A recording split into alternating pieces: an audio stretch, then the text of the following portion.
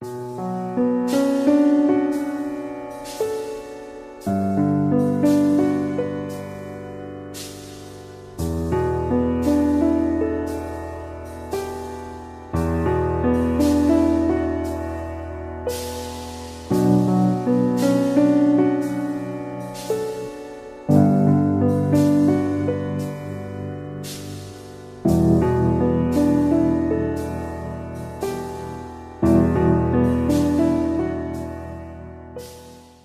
I have 5 kids.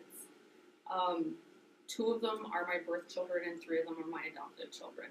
So the middle 3 are adopted, and they're siblings. They have the same mom. They do not have the same dad. Then I have one biological sister. She's 17, and her and I are in the middle of 4 kids. So my older brother is white. He's adopted from Los Angeles. He's 23, 2 years older than me.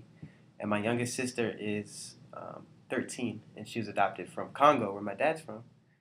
The first thing I remember is it was chaos. Yes. Our house was really full, and it got really loud, and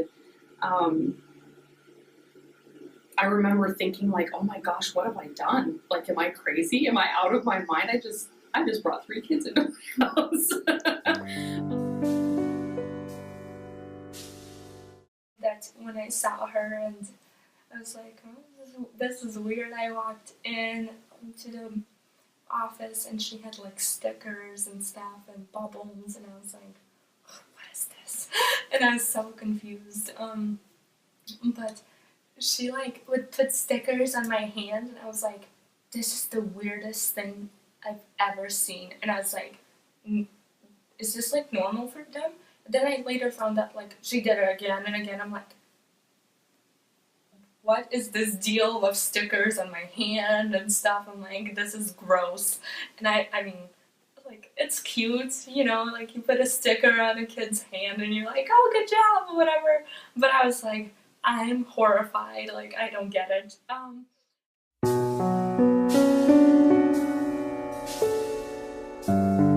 I think because my brother was adopted at such a young age, it was relatively easy or easier for him to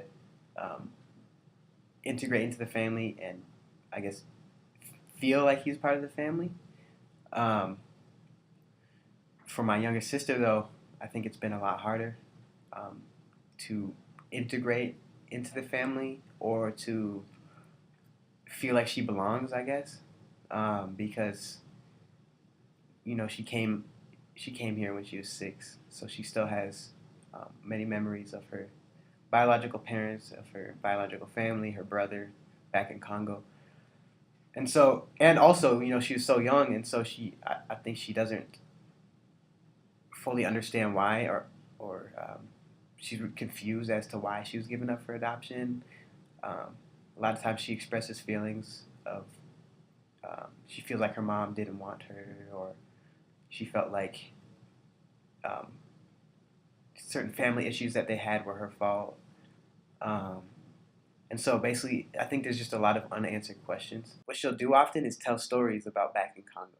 She'll tell stories about her brother, or tell us about like personality traits of her brother, and tell us stories about her mom, and tell stories about her cousins, and she'll tell these elaborate stories like she remembers them like they were yesterday. But what I think is that some of it is fabricated. I'm confused, and I was like, this is the weirdest culture ever. I don't know what's gonna happen. When I came, was on the airplane, she was teaching me some English, and I was like, it wasn't very good communication. It was mostly like, you. I was pointing at things and tapping her shoulder. I think Stefan is a lot different than he was when he came to us, because we took him from the country and put him in the middle of a city. And so he's kind of dealing with those dual identities at this point, and he's not the same person. So when he does eventually go back, I do think he will go back at some point. he's not going to be the same person. It's not going to be the same family. He's not going to feel the same way. So I'm trying to work with him through some of that. You're not the same, they're not the same thing, before he kind of resumes contact with his family. There were fights, I think just because they spent a lot of time together.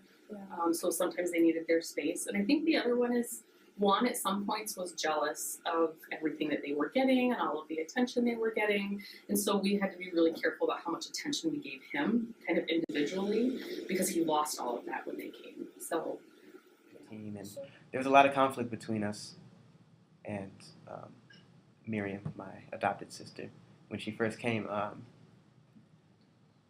I think on our part, I think there may have been some jealousy because, like, all of a sudden there's this new kid in the family who's getting all the attention and kind of getting everything she wants. And it was just a lot to adjust to. I feel like we all adjusted pretty quickly, though. I would say within probably 2 or 3 months, we kind of had a sense for each other, and we knew where the other one was. We'd already fought. All of that good stuff. So we kind of got that all out of it.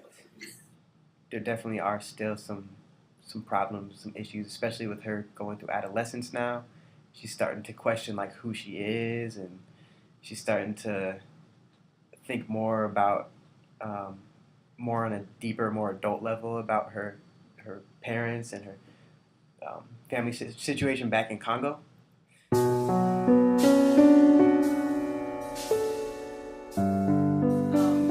Stefan and I talk about his mom a lot. We talk about his aunts a lot. We talk about his family a lot. And that's just an okay topic. So he was 9 when he was taken. I mean, he had a fairly well-grounded relationship with everybody. Rosa was 3 and Jesse was only 1. So, I mean, the two of them Rosa has some recollection of people, and Jesse just has no sense whatsoever. He knows, he's very clear that something's missing, but he doesn't understand, like, oh, I was taken away from my mom. That's why I'm, acting like this, because I'm afraid. I mean, he can't connect those dots yet. I actually never anticipated that the oldest would ever call me mom, ever, and he does. And I think that he started calling me mom when he figured out that he really was staying. And so those were cues for me. Like, okay, you're feeling comfortable and stable and, like, this is normal and you're not going anywhere and it's a safe space and, that kind of stuff. So he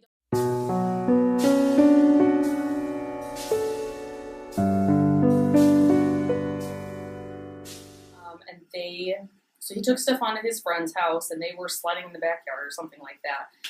And Stefan said something about, oh, my mom said whatever.